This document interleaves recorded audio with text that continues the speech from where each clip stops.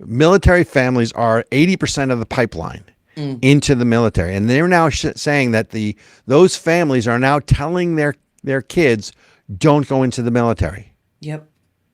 So that will tell you the depth of the problem. And let's figure out how we got here, right? I mean, there's been 20 years of 2 wars, maybe 30 years in Afghanistan with a disgraceful exit, right? Yep. I mean, what was it all for? Everyone who lost their lives in Afghanistan? Yep. 20 years.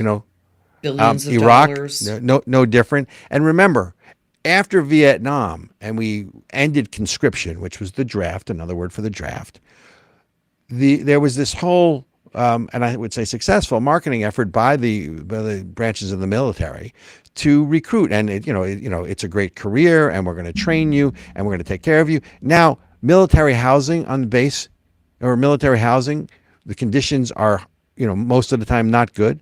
If you live off base, you may be on food stamps. How much of our military is on food stamps? You're going to go serve your country to protect your freedom, and then you're going to come back with PTSD, and you're going to get service out of the VA. I mean, I have a friend who just retired after 30 years service to this country, and he's got some PTSD issues. He can't get his claim processed by the VA. Oh yeah. Do you know something like what was the number we learned? Something like 30 service members a year, some large number of veterans actually take their own life in the parking lot of the VA. So not only do we have I didn't know that. That's horrible. It is. We have a vast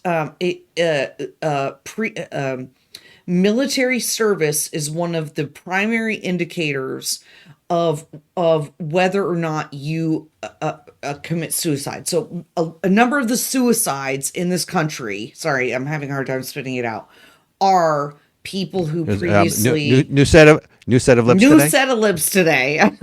just taking them for a lap around the track on the radio show. Okay. Yeah, and it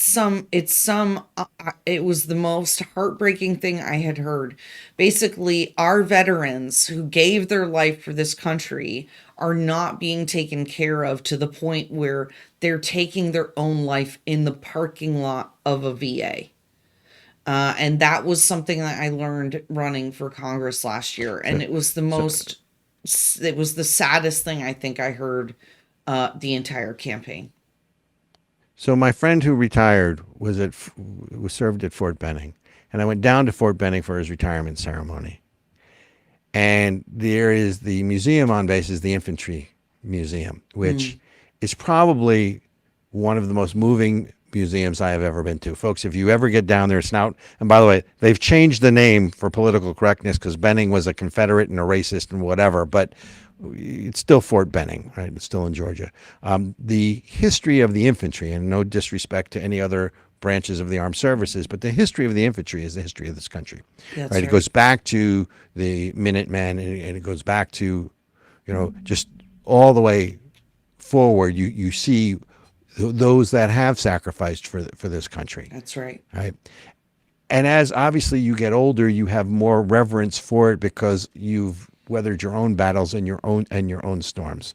But the thing that concerns me is last year, both the Army and the Navy were off 25% of their recruitment goals. And you have to juxtapose, or you have to really see this in the backdrop of, in when I was growing up, the superpower struggle was the Soviet Union versus America, United States.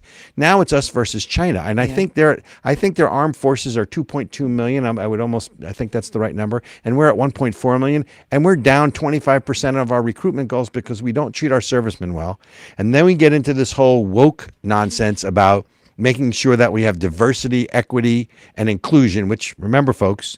Diversity, equity, and inclusion is division, elitism, and intolerance, because that's really what they're teaching you, right?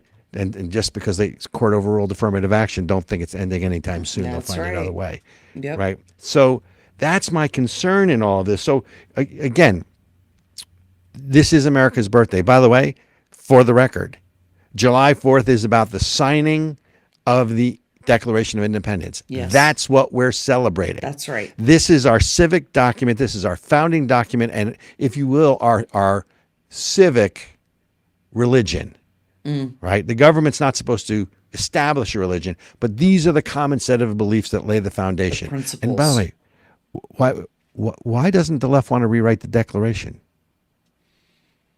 They want to rewrite the Constitution. That's a really interesting question. That is an interesting question, Robert. My suspicion is it's a bridge too far.